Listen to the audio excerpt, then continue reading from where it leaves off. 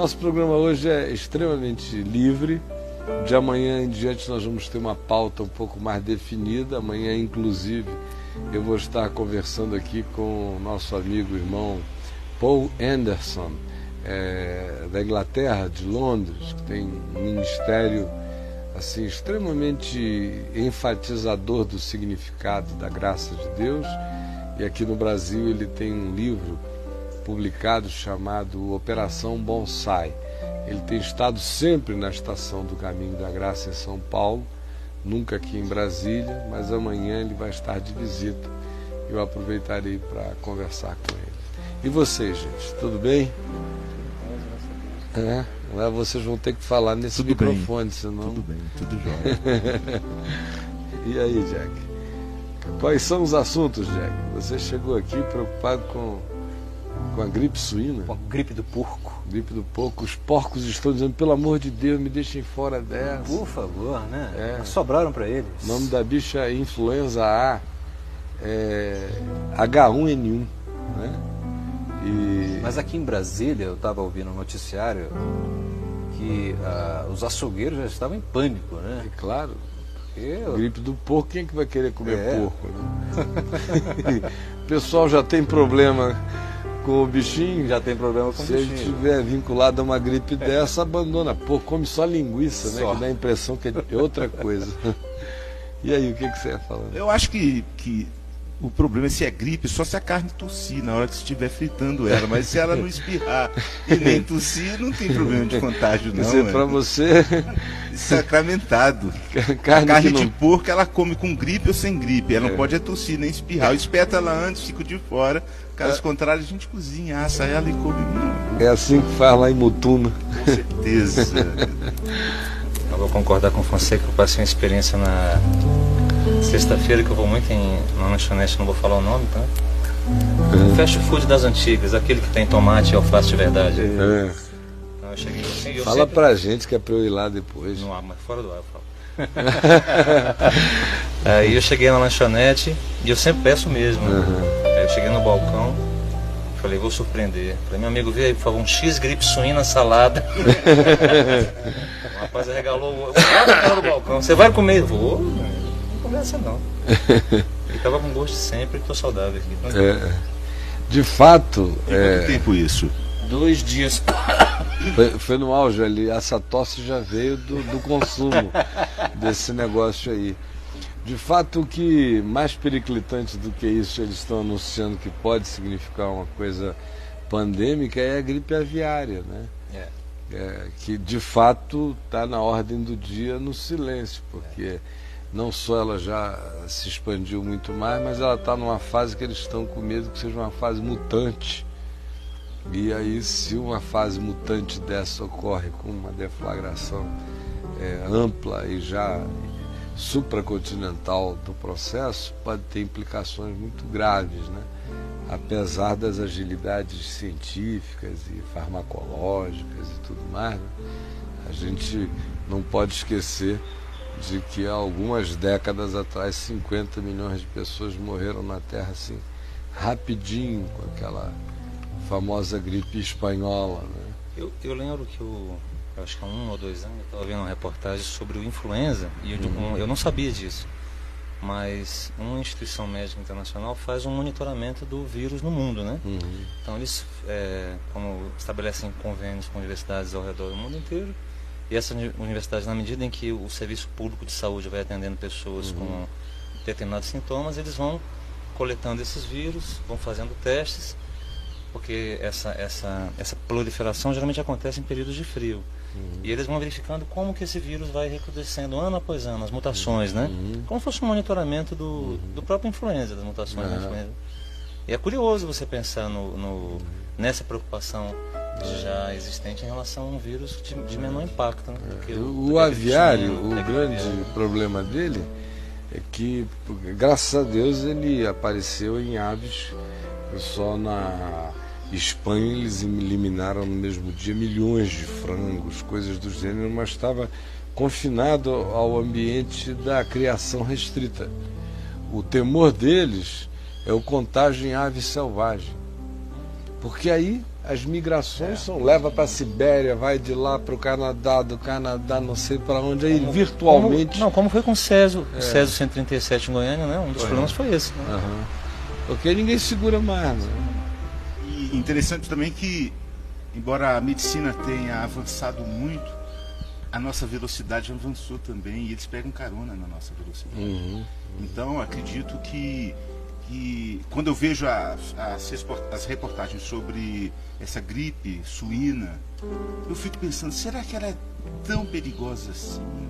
Será que o perigo de uma pandemia é tão grande assim? Será que realmente esse surto pode virar algo catastrófico? Será que pode? Mas pode por causa da velocidade com que a gente viaja, com que a gente transita. No tempo que a gente não viajava com nenhuma velocidade, né, não se viajava, eram só navios, a gripe espanhola matou milhões com maior rapidez. A gente esquece que gripe é uma das coisas que jamais matou gente na história da humanidade.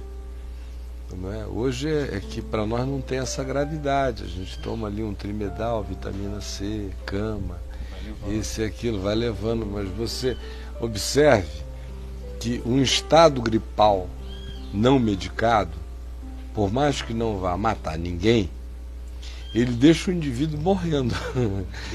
A sensação da gripe é de que ela vai te matar.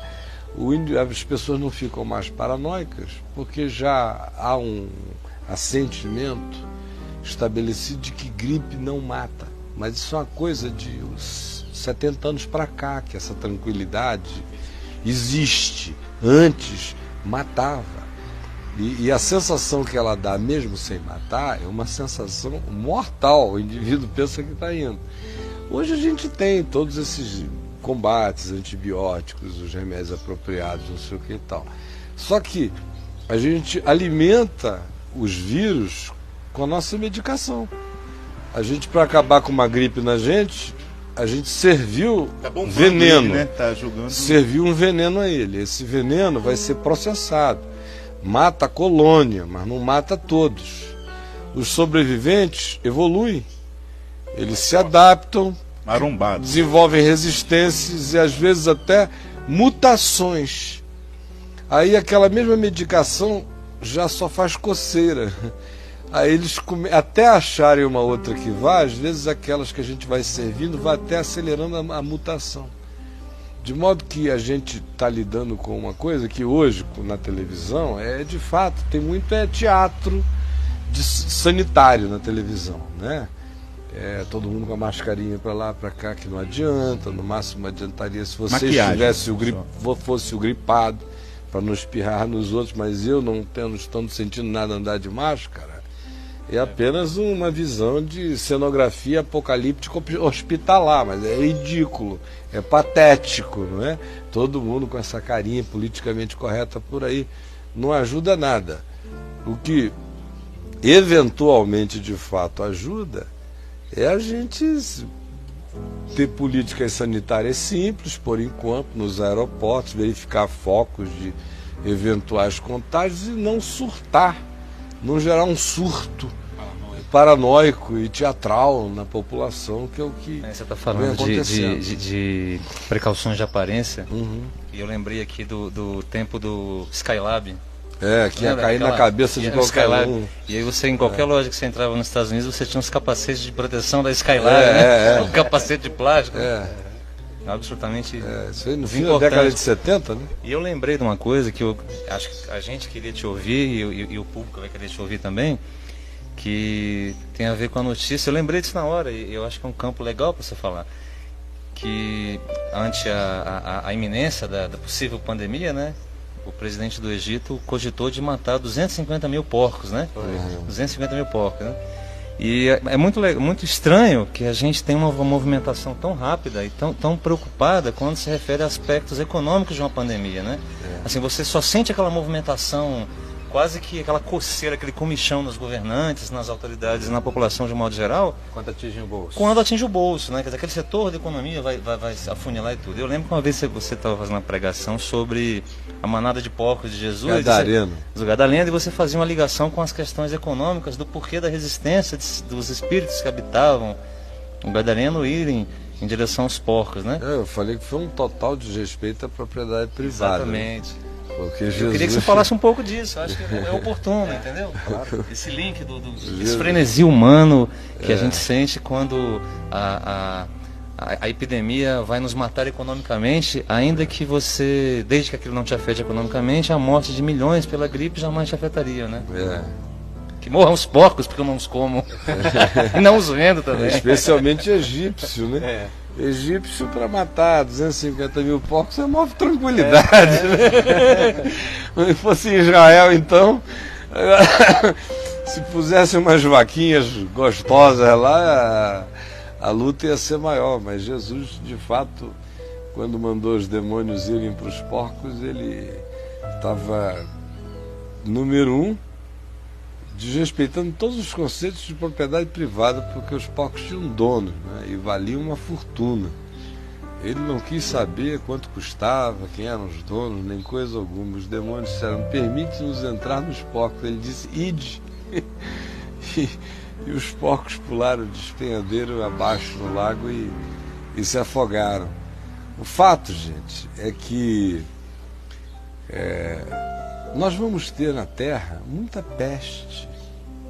Não dá para a gente fugir disso. A gente fica pensando que as nossas ciências mais evoluídas vão conseguir segurar essa onda. O que a gente não sabe é que para cada evolução biomédica, farmacológica que vai acontecendo, existem mutações desvairadas, impensáveis acontecendo também. Existem populações inteiras, por exemplo, em Nova York, de quarentena há anos. Não é de agora, não. Anos e ossos. Todo mundo calado. Por causa de determinados tipos de tuberculose sem cura. Tuberculose, que se considerava erradicada há algum tempo atrás. A mutação está vindo numa força que eles não estão conseguindo debelar, então põe em quarentena. Não são poucas pessoas, não, são centenas de pessoas.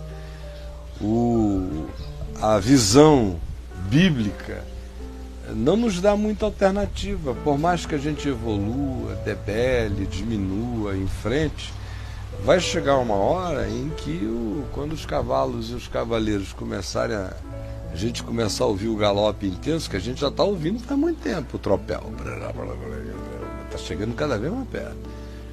Na hora que chegar, os quadros apocalípticos não são de brincadeira, né? É 1/3 disso que morre. Aí parece que a Terra recupera um pouco, aí daqui a pouco vem outro cacete, aí mais 1/3 morre. Aí dá uma recuperada, aí 1/3 dos oceanos se coagula, morre. Aí vai, mas é uma sequência desastrosa. E o processo acumulativo de destruição é tão grande, embora não seja lento, que provavelmente o mundo que nos aguarde daqui a décadas esteja mais para Mad Max do que a gente imagina, ou seja, tecnologias avançadíssimas, porque não vai dar para desfazer o avanço tecnológico, mas vivendo naquela era pós-apocalíptica.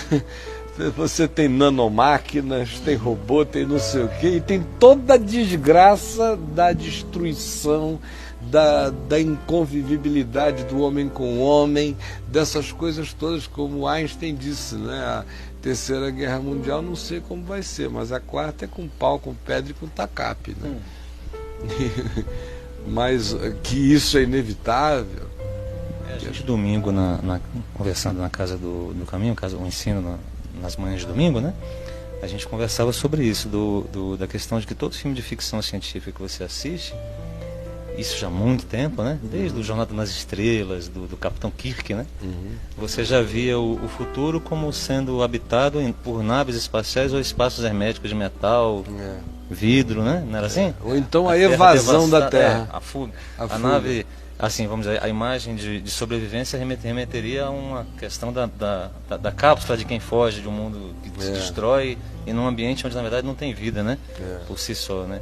E aí a questão da tecnologia fica sendo curioso, porque talvez ela seja a principal gripe hoje, a principal epidemia nossa, a gente não perceba porque ela vem sob aparência de vida, seja o vírus da tecnologia. De conforto. O vírus em que a gente se instala de dependência em todos os aspectos, de fato, né? nós gripe estamos vivendo é uma ela é incurável, pandemia inclusive. ecológica.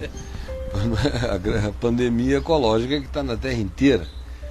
Não é? Você vê esse vídeo que a gente está passando exaustivamente aí na VMVTV, chamado A História das Coisas, né? Não sei quem já viu aqui, é um videozinho pedagógico muito legal. E você vê aquele processo inteiro de poluição. Vamos enterrar no terceiro mundo. Ou vamos botar o processo produtivo lá longe. Mas o vento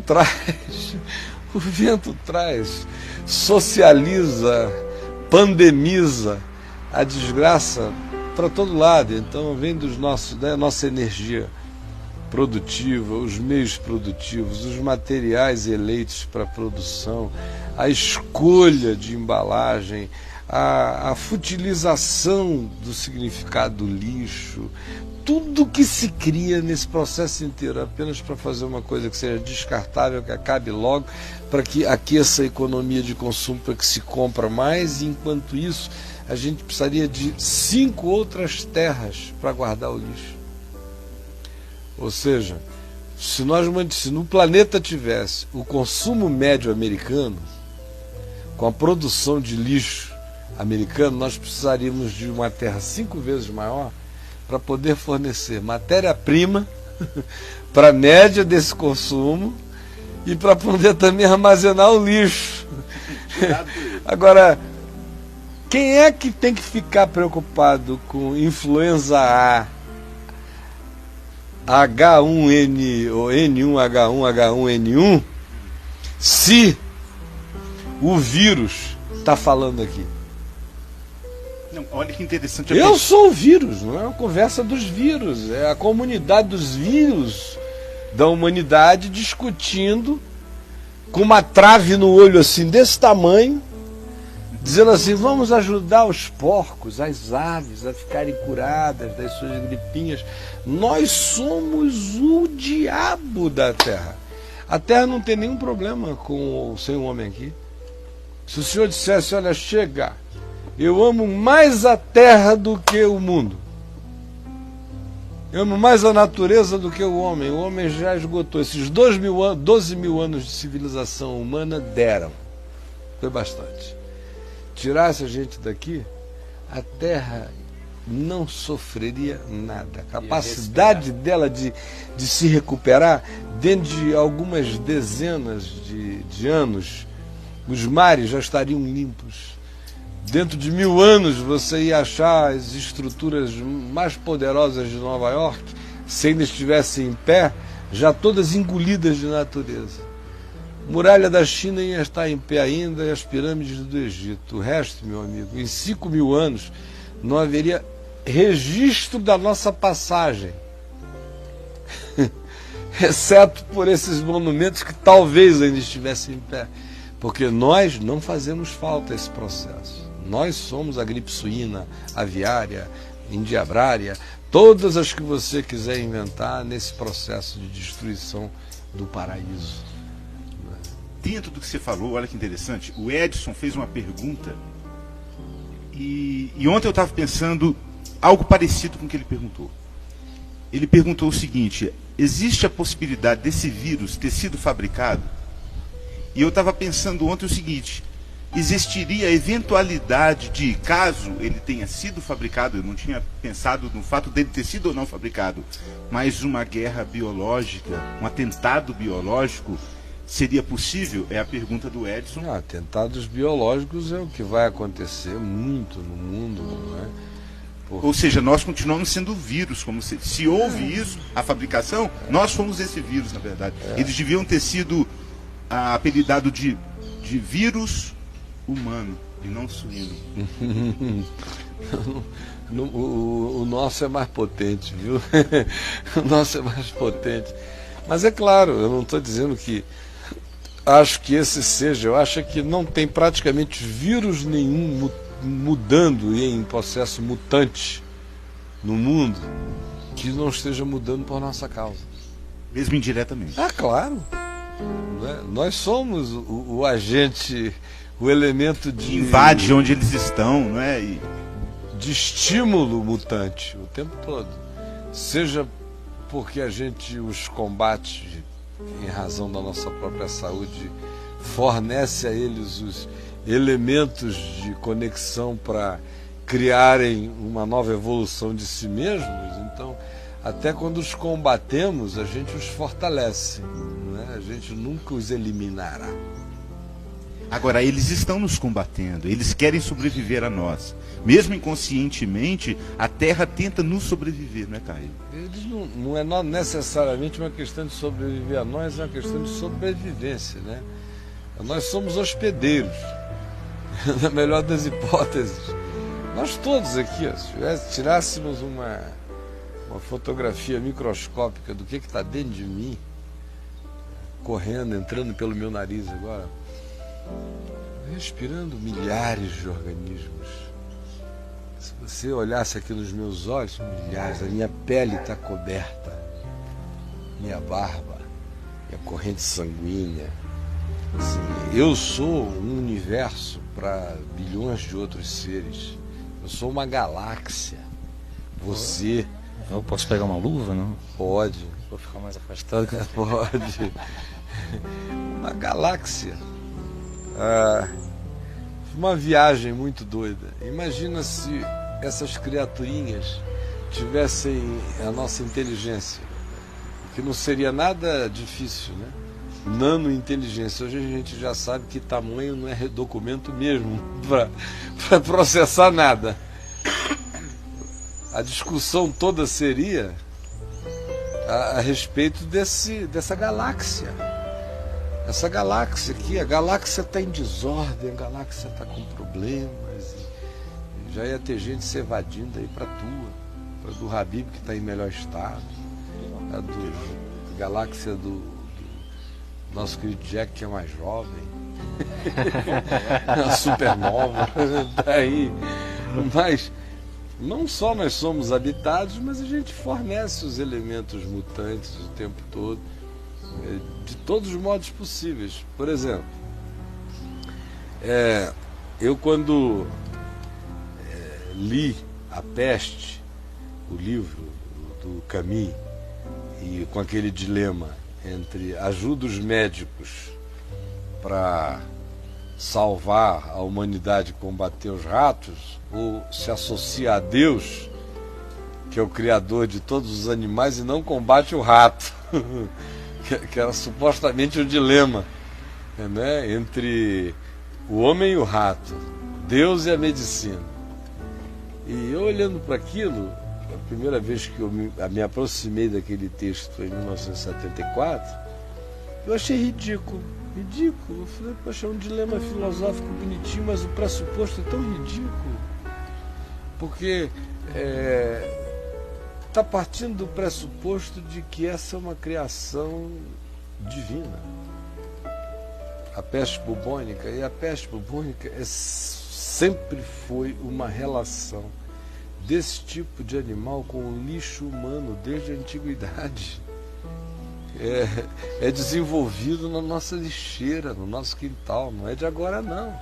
É desde o Egito Antigo, é desde a Bíblia, é desde Gaza, Ecrom, desde o que deu lá no templo de Dagon, que depois Deus mandou fazer aparência de chagas semelhantes, foi peste bubônica, os ratos que vieram do lixo e deram. Mas aí o homem fica colocando Deus no conflito, ou é Deus ou o rato. Não é Deus nem o rato, não é coisa alguma, é o homem. Se você quiser eliminar a causa, meu amigo, dá um tiro na cabeça, mas não fica discutindo com os céus. Quando veio aquele tsunami que houve poderoso há 4, 5 anos atrás, Na mesma hora a questão é por que Deus permitiu. Aí gente escreve artigos na internet, eu já não creio mais em Deus direito, porque como é que ele deixa? Se solidarizam com todo mundo, o problema foi Deus que deixou. Ou você vê os argumentos o tempo todo, como ontem, me mandaram aí na internet um textinho pedindo que eu comentasse. Me deu até vontade de comentar, depois eu falei, ai meu Deus, eu estou cansada, tanta coisa ridícula. Isso aqui, de fato, eu sou uma lixeira do pensamento, da burrice das pessoas. Eu cansei de ser latão da irreflexividade. Então não vou responder não, delete.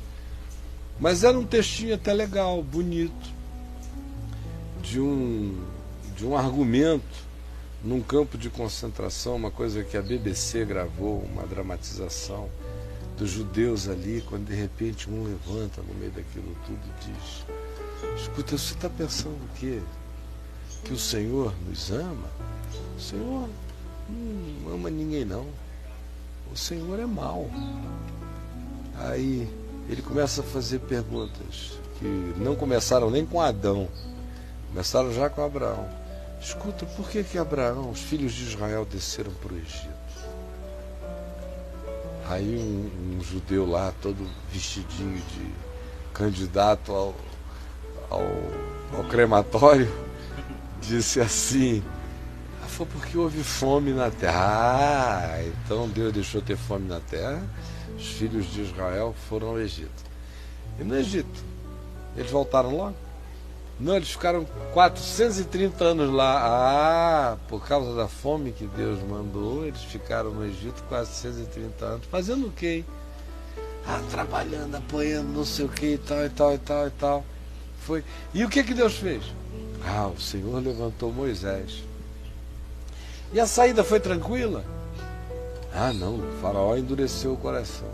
Quem foi que endureceu o coração de faraó, hein? Foi o Senhor que endureceu o coração do faraó. Ah, tá certo. E o que aconteceu, hein? Ah, o Egito ficou devastado. Sangue na água, os peixes morreram. Ah, os peixes morreram porque o Senhor endureceu o coração do faraó. Piolhos, rãs vieram para todos os lugares porque o Senhor endureceu o coração do faraó. E foi até a última praga. E a última? A morte dos primogênitos. Isso quer dizer que só não atingia lá na terra de Gósen, onde estavam os hebreus, no resto o pau cantava. E a morte dos primogênitos? Morreu o primogênito de todo mundo, até o do faraó. Mas escuta, o que o filho do faraó tinha com essa história? Por que Deus matou todos os primogênitos do Egito? Você ficou feliz porque você foi liberto? Mas e as mães egípcias chorando? E o faraó chorando? E daí eles foram para onde? Para o deserto. E depois chegaram aonde? Chegaram na terra de Canaã, a terra da promessa. Promessa para quem? Para nós, né? E o pessoal que morreu lá? Foi terra da promessa para quem? Aí ele vai nessa história, tanto faz o lado. Tanto faz o lado, é claro.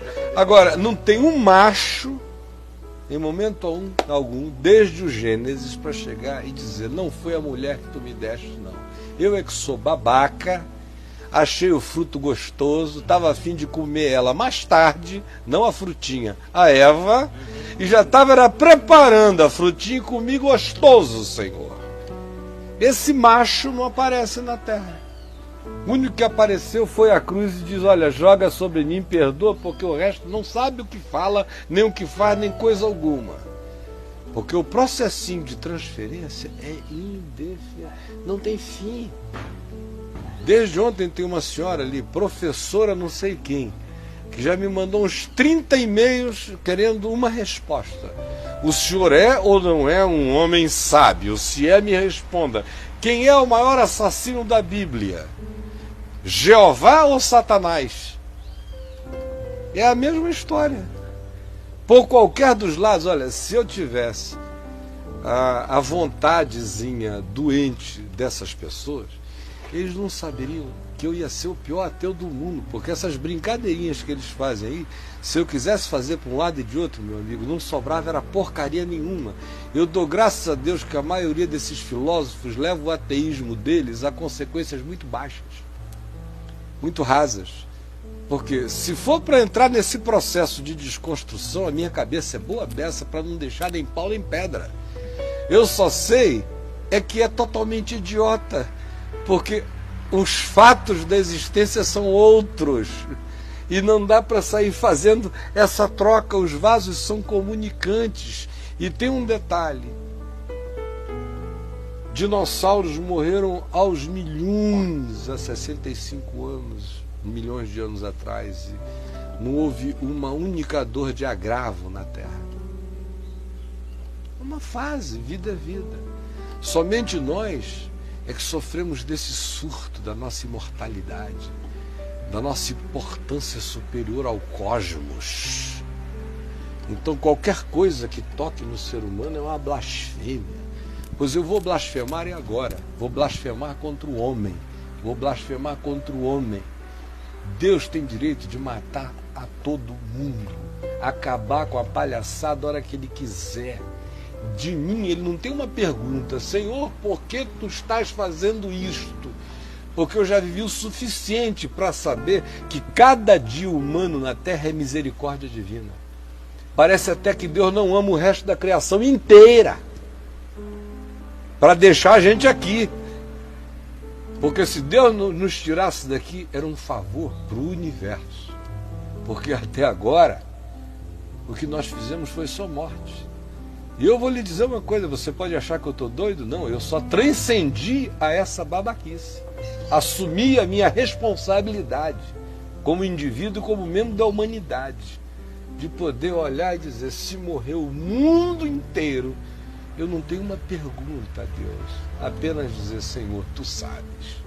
Agora vá dormir com esse barulho e não me escreva mais carta querendo saber quem tem razão, se é Deus, se é o diabo, se é isso, se é aquilo, porque um cara que acabou de dizer o que eu disse não está com disposição de perder tempo com gripe.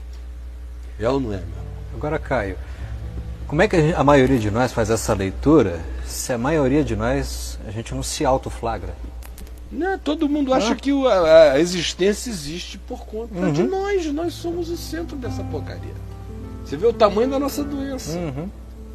E fica todo mundo acusando o diabo. O diabo assumiu um papel periférico. O diabo foi mais humilde.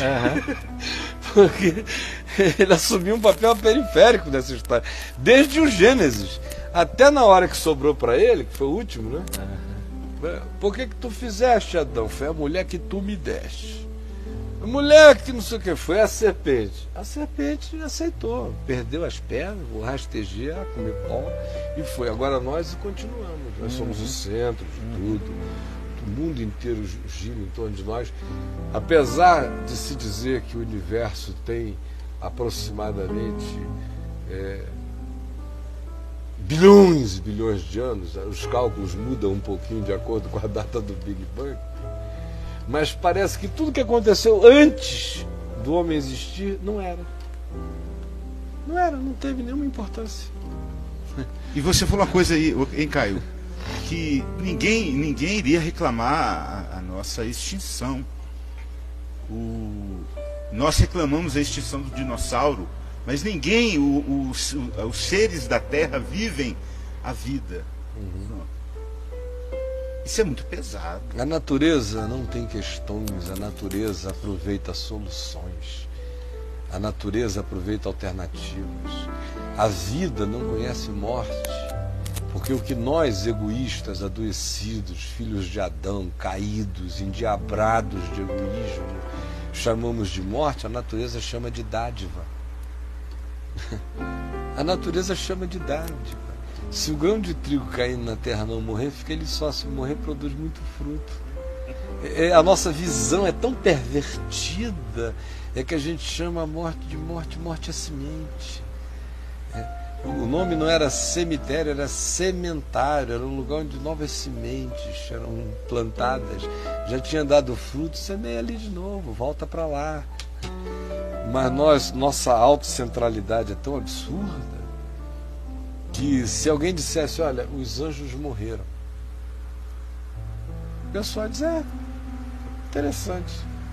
Faz a mínima falta. Não faz falta. A única criatura importante é o homem e as demais são aquelas das quais nós nos sirvamos.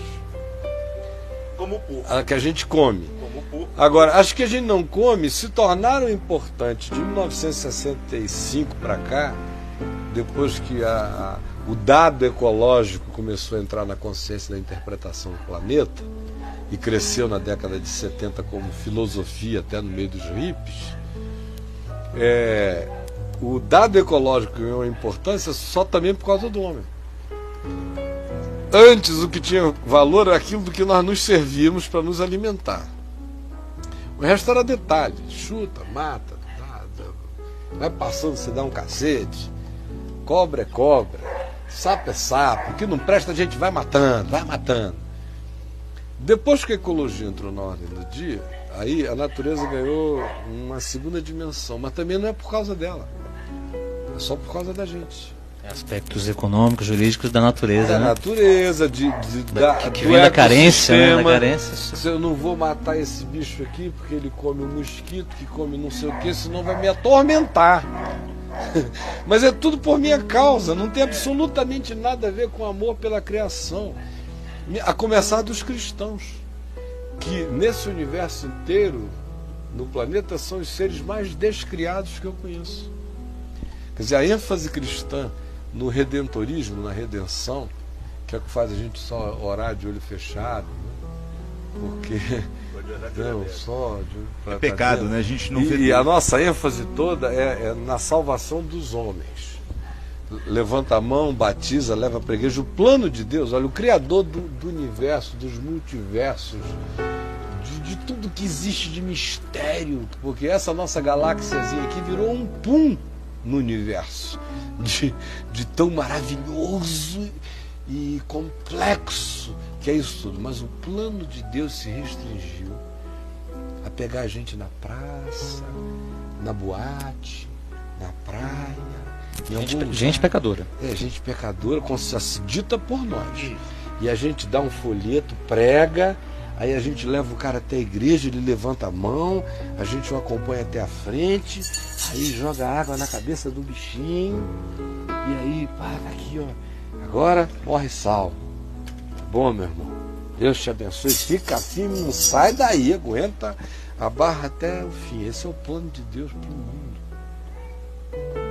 Você já imaginou um negócio desse? Esse é o plano de Deus para o mundo. E os cristãos estão só vivendo em função disso. Agora, não existe nenhum povo que tenha destruído mais a natureza do que os cristãos. Esse pensamento é um buraco negro, cara.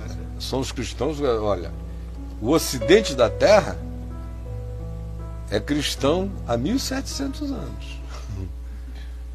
Com o Império Romano cristão, com tudo ali, com príncipes cristãos, com imperadores e reis cristãos, com legislação cristã. Nós já tivemos julgamento de pulga, de rato, de sapo, de cachorro, de tudo, de formiga, de tudo que você puder imaginar. A natureza já entrou nos julgamentos humanos. Árvores eram destruídas a 3x2, porque os cananeus no passado, os mesopotâmicos ou os egípcios, e depois no mundo pós-cristão, já da era cristã europeu, os celtas, os druidas, os vikings faziam seus altares embaixo de árvores. É aquela história da árvore falante dos filmes, né? O ente. O ente, a árvore ente. Então, chegam os cristãos, aí esses caras consideram a árvore assim. Não chega ninguém lá e diz, não, a árvore é a criação do Senhor, Deus abençoe a árvore, vamos comer fruto dela. Não, corta. Devastação nas árvores da Europa para acabar com tudo, com as simbolizações. Não quer saber se foi Deus que criou ou não. O diabo toma posse de tudo. O cristão tem um mundo tão desse tamanho, que só vai até aquela descrição patética que eu fiz, que o resto ele entregou o direito de primogenitura todo para o diabo. Entregou. Nessa o direito linha- de primogenitura. nessa linha Somos o de- todos Esaús, entregamos tudo pro diabo. O desejo de quem catequizava os índios, por exemplo, de extinguir Tupã só não aconteceu porque não se tinha acesso ao sol, né? O sol tinha se acabado. Teriam bombardeado, né? Mas acabaram. Você vê, São Francisco de Assis, quando surge, o cara é um choque na Europa. Porque São Francisco de Assis na Índia não ia ser nem notado. Só tem São Francisco de Assis na Índia. É uma inflação de São Francisco de Assis, protegendo a natureza. Oi, meu irmão. Esse é um Chiquinho. É o Chiquinho. O Chiquinho de Assis. Porque só virou esse fenômeno pelo contraste, pelo desamor pela criação, pela natureza. Ele virou santo pela vontade de encontro com o mundo natural. Qualquer caboclo não corrompido do Amazonas é Chiquinho de Assis. Qualquer índio puro ainda, que não tenha sido corrompido pela FUNAI, ainda é Chiquinho de Assis. Para você ver o que o Ocidente cristão fez. O santo da natureza é o Francisco de Assis, que era um cara que queria apenas tratar com naturalidade a natureza. Virou santo, para você ver a disparidade da nossa consciência. Então Você então naquela época não precisava nem pregar, né, Caio? Era só continuar fazendo o que você faz aí com a natureza, né? Então, Você seria santo também. O pobre do Francisco de Assis passou os maiores perrengues por gostar dessas coisas. Está pensando que gostar de planta no meio de uma igreja católica medieval é uma coisa normal? É normal até hoje no meio evangélico, no meio cristão. Era isso que eu ia dizendo, é o clima do redentorismo. Parece que a única intenção de Deus tem a ver com esse projetinho de redenção que ainda é transformado numa pílulazinha ridícula, né? Um esquetezinho de igreja de redenção. E eles esquecem do Criador, que ama o mundo, ama a criação, ama o cosmos, ama cada criaturinha. Não existe nenhuma criatura a ser banalizada, tudo faz parte do grande culto, da grande devoção, do grande milagre de vida, e nós tínhamos que ser servos, mordomos servos de toda essa graça. A gente fica procurando aí encontrar planetas do tamanho da Terra em outros sistemas, isso e aquilo, para lá e para cá, e nós não vemos. A nossa cegueira é tão grande de que de fato nós habitamos um ambiente que, se a gente chamar de mágico, não é exagero. A gente mora na magia. Essa terra é magia o dia inteiro, é fenômeno mágico acontecendo. Bota, sai, aí bota uma cor escandalosa, aí vem um fruto que se oferece a você cheio de carne doce, me come. A vida é um espetáculo, tudo ali mata todo mundo cego. O cara quer ir para um teto baixo, pintado de preto, com não sei quantos decibéis de poluição, fazendo aquela coisa piscando na cabeça dele, porque o céu estrelado não serve, porque brisa é ruim, ele tem que ser chacoalhado. E eu fico olhando em volta e digo, meu Deus, aonde está o homem? E cada dia mais difícil encontrar. Caio, eu estava te vendo. Fiquei aqui até muito tempo calado, porque eu tô achando... Não, porque eu tô achando muito curioso que uma vez eu estava pensando assim, vendo você falar de natureza, da relação do homem com a natureza, com o mundo natural e tudo. E eu fiquei pensando numa rosa, né? Porque na verdade quando você pensa numa flor, a gente percebe que o ser humano tem várias posturas possíveis diante de uma flor, né? Você tem gente que pisa, não percebe nem a existência dela. Você tem gente que pinta a flor, outros declamam a flor, outros cantam a flor. Tem gente que arranca a flor para ter para si, né? Outros vão estudar a flor para poder aprender a reproduzi-la, até mudá-la de cor. Tem gente que resolve estudar a composição física, química dela, simplesmente para poder ter conhecimento a respeito da flor, né? E são comportamentos humanos diante das coisas que Deus criou. Eu digo, a gente o tempo inteiro pode ter várias posturas possíveis diante das coisas que Deus criou, né? E existe uma postura, que é uma postura extremamente mortal e odiosa, que é comum à teologia e o ateísmo, que é a relação de você se colocar para fora de algo que há, né, que foi criado e que há, a pretexto de estudá-lo para poder negar a existência da força que o criou. Isso é uma coisa muito engraçada. E é comum ao teólogo e àquela pessoa que se diz ateu, o filósofo ateu, né? E eu lembrei de um livro que tem de um escritor libanês que se chama Khalil Gibran, que ele narra um encontro de um deísta, né, com um ateu filósofo. E ambos muito bem fundamentados no conhecimento que tinham a respeito das suas verdades, né? As suas bibliotecas enormes que eles tinham. E um faz a proposta ao outro: por que crês? E o outro diz: eu te explico, leia os meus livros. Por que não crês? Eu te explico, leia os meus livros. E aí eles trocam de posição, e um passa semanas lendo, e o outro também. E no final um não crê e o outro passa a crer. É o caso, né? Quer dizer, enquanto o cara não percebe que ou você admite a existência de Deus porque existe um mundo criado, ou então você vai passar a vida inteira tentando convencer a si mesmo e aos outros que Deus existe ou não existe, né? Assim, tentando dar alguma concretude à fé, né? Eu acho uma coisa curiosa isso. O interessante nessa viagem é que Paulo diz em Romanos, no capítulo 1, ali do verso 17 em diante, que Deus grita e a revelação dele descreve a ele, a natureza. Né? Por meio das coisas criadas, você pode saber o seu eterno poder, discernir sua divindade, seus atributos, sua soberania, sua beleza, sua infinitude de desejos, ideias, tudo pela criação, Paulo diz. E por isso os homens se tornam indesculpáveis, porque esmagados por aquilo que eu falei, por habitarem num mundo que só não é mais mágico porque não dá, porque tudo é magia de graça. Mas os olhos, o véu, o Deus deste século vai cegando o entendimento dos incrédulos, o indivíduo vai ficando pedrado, não vê mais nada, não vê mais coisa nenhuma. Depois, ele já não enxerga nem o outro. E essa não é a grande epidemia? Não é essa a grande epidemia? Essa que é a doença das doenças, né? Ele não enxerga o outro.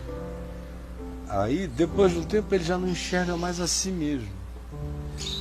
É quando ele vai virando uma mera pulsão, só um ser de impulsos. E a grande maioria existe exatamente nesse nível. Inclusive na igreja, com a mão para cima, cantando para Jesus. Mas se você for ver o que o indivíduo tem lá dentro, absolutamente nada. Aquilo ali é uma visita à concessionária. Onde ele esteve foi a concessionária. Foi só lá. Uma vistoriazinha, um negócio, foi receber uma aguinha benta, aliviar a culpa na cabeça e só, mas não tem processo, não tem. As pessoas não querem saber quem elas são, não querem admitir o milagre do outro, não querem admitir o milagre da existência, não querem simplesmente também admitir que, fora algumas catástrofes absolutamente magníficas em tamanho, o resto do que o homem prova nessa terra é fruto da produção dele. A grande maioria é retorno.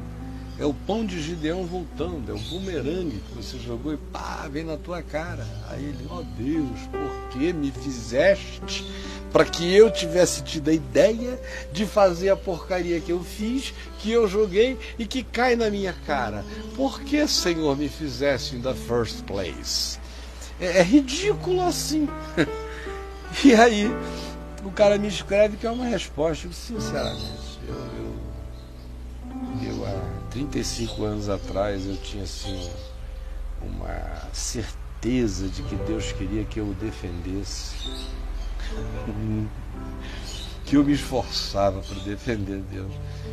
À medida em que você passa daquela fase de Romanos 1, que é reconhecer a existência de Deus, e você vai mergulhando no conhecimento pessoal de Deus em você, que é o que o Evangelho faz, o Espírito Santo faz, Deus deixa de ser um dado inegável passa a ser um fato entranhado em você, realidade da sua própria vida, aí quando esse negócio acontece e você vai vendo a ineficácia total da argumentação externa acerca de Deus, que ela no máximo produz um convencimento em gente de cabeça muito fraca, mas ela não altera nada, não muda a consciência, não provoca conversão, não muda o olhar, você perde até a disposição de fazer esse tipo de serviço apologético,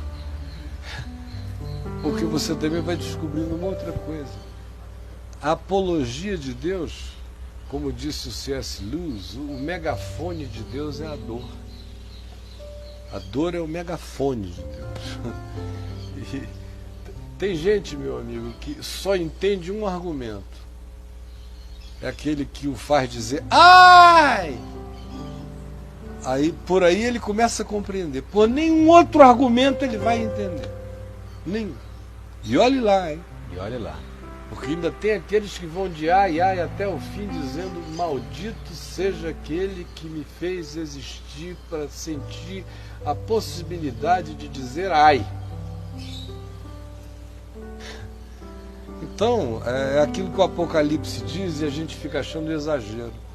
Diz que vem as calamidades, as catástrofes, isso, aquilo, mas os homens, porém, não se arrependeram e blasfemaram contra o Senhor e levantaram a face contra ele, e isto e aquilo. Então, quanto mais evidência da loucura humana na Terra, mais hostilidade humana contra os céus haverá. É isso que o Apocalipse diz até o fim. Apesar de toda essa magia. É. O homem perdeu a capacidade de se tornar perplexo diante de Deus, né? Parece que o homem é tudo blasé. Vê toda essa magia acontecendo, essas coisas maravilhosas acontecendo. Eu creio em Deus porque no princípio criou Deus céus e terra. Por causa daquilo que foi construído, achei maravilhoso quando eu discerni que houve um Criador e vi que tudo era mágico mesmo. Mas esse é um argumento tão fraco dessa humanidade, porque se a gente fala isso para eles, Caio, as pessoas só dizem assim, ah, tá bom, você é um crédulo. É por isso que eu não tenho nem esse tempo a perder, né? Eu espero o cara dizer ai. Eu tô nessa de esperar todo mundo dizer ai. O cara tá muito bonitinho, gostosinho, saradinho, se achando o máximo, inteligente, carregando chifres de PhD na testa, assim, virou um alce de PhD, de diplomas. Eu sei. Eu digo, então vai, meu filho. Paz, eu não tenho nem nada a dizer, seja feliz, Deus te abençoe. Agora, na hora que o rojão entra no lugar indevido, na hora que o supositório de Itu é posicionado no rapaz, ele fala, ui! Aí quando ela chega aqui, que eu já levei muito, eu fiquei. Agora eu entendi. Agora eu tô compreendendo tudo. Digo, então, olha, chega pra cá porque eu já levei tanto que eu sei até tirar um pouquinho esse negócio, sem doer tanto, meu irmão. Mas até lá, não adianta, deixa o cara aí. Eu não tenho tempo para essa argumentação. Igual aquela história dos saduceus e da ressurreição em relação aos 7 irmãos, né, que casaram com a moça. E eles queriam uma explicação e Jesus não explica, né? Ele só diz, olha, você está raciocinando no nível da materialidade. Você já notou que Jesus não explica nada? Ele não explica nada, você está raciocinando no nível da materialidade. Nada. Ele, no máximo, responde com uma outra pergunta. E para não complicar, né? Quando ele quer complicar mais ainda, porque às vezes ele responde com outra pergunta assim, de maneira lógica. Quem responder a pergunta dele vai ter respondido a pergunta que a ele fez. Mas outras vezes não. Outras vezes é para encalacrar quem o perguntou e dizendo mais o seguinte, eu só vou responder a sua se você responder a minha, senão bye bye. Você tem coragem? Mas eu só tenho, né, de fazer isso? Não, eu estou dizendo, é como se Jesus te perguntasse, você tem coragem de me responder? Eu estou te enfrentando. Não estou correndo do pau, não. Se a sua curiosidade é grande a meu respeito, eu quero ver se a sua coragem é grande a respeito da sua convicção. Me conte publicamente a sua convicção e eu lhe darei a resposta que você está procurando agora, não por causa de um desejo de saber, mas apenas de um desejo de me criar uma situação que aos sentidos dos outros será constrangedora. Então Jesus está dizendo, eu troco a verdade pela força da sua coragem. Se só tiver em você curiosidade, você vai ficar gordo de curiosidade, porque eu não vou satisfazer você, você vai engoli-la até o fim. E eu o vejo fazendo assim, cada dia mais eu me sinto mais à vontade para tratar tudo assim. Se o indivíduo pode me provocar com a questão que os crentes diriam, mas que bola chutada boa, para jogar na cara dele uma resposta extraordinária, eu deixo ela passar aqui, câmbio, porque a minha pergunta é, vai converter o coração desse indivíduo? Não. Vai ser só uma troca de argumentos de banalização de Deus, então eu estou fora dessa. Caio, eu que você estava falando sobre o Apocalipse, da questão de que os ciclos de destruição vêm e vêm e vêm, e o ser humano não se converte e passa a murmurar e lamentar. Quem não crê, passa a crer ainda menos. Quem aparentemente crê, vê a fé enfraquecida. E quem crê, a fé vai ficar maior? Minha pergunta é essa para você. Ou, fazendo um paralelo assim, do paraíso com o Apocalipse, para quem crê de fato, quem firma a fé em Jesus de modo absoluto, é capaz de ver paraíso no Apocalipse? Eu creio que quando Jesus descreveu o cenário todo e disse exultai e regozijai-vos, ele não está vendo, esse indivíduo não está vendo o paraíso do Apocalipse, ele já está vendo a nova Jerusalém do Apocalipse. O Apocalipse é só o caminhar. Já deu o salto para além. Né? Isso é se alegrar na esperança da glória de Deus hoje. Isto é, erguei as vossas cabeças, porque a vossa redenção se aproxima. Ao mesmo tempo em que a bondade de Deus diz, se aqueles dias não fossem abreviados, ninguém suportaria. Então existe de um lado um abreviar, porque dor é dor, peso é peso, opressão é opressão, exagero é exagero.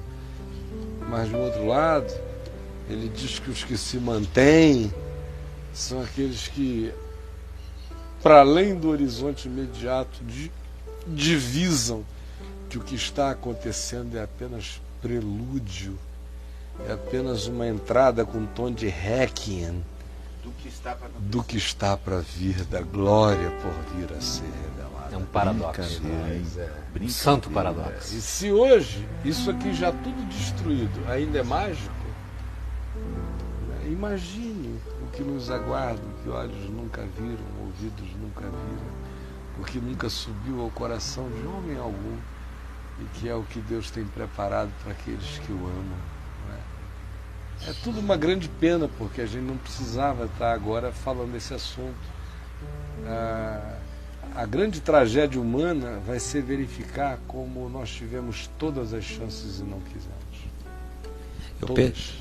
Eu perguntei, Caio, na verdade, e achei a resposta fantástica, porque uma vez eu assisti um filme chamado O Homem-Urso, que conta, né, é um documentário a respeito de alguém que foi atacado e terminou falecendo por conta de ataque de ursos nos Estados Unidos, né, os ursos cinzas, ursos negros. E era um rapaz que chegou a ser famoso nos Estados Unidos, era convidado para dar palestras em colégios e tudo, e morreu com 20 e poucos anos. E o ataque mortal acabou sendo registrado em fitas, em vídeos, e chamaram um cineasta para fazer daquilo um filme. E ele achou o material tão rico, tão verdadeiro, e ao mesmo tempo achou algum desequilíbrio no rapaz, que ele disse, eu não vou fazer filme, eu vou fazer disso um documentário. E ele começou a reconstruir a personalidade dele, mostrando que o rapaz não era nada daquilo que ele aparentava ser. Ele não era ecologista, engajado, ambientalista. Ele era uma pessoa que buscava, no local onde os ursos moravam, na reserva ambiental onde eles moravam, um tipo de um Éden diminuto, pessoal dele, né? Então ele ia lá uma vez por ano, ficava lá 3 meses vivendo entre os ursos, acampado entre os ursos, mas nas filmagens que ele fazia de si mesmo, aquele mundo lindo ali, fazia ele extremamente feliz em face da inadequação que ele tinha de viver no mundo apocalíptico que a gente vive, da cidade, dos problemas, das incompreensões e tudo mais. Mas ao mesmo tempo em que ele buscava esse refúgio idílico, paradisíaco lá, ele era absolutamente incapaz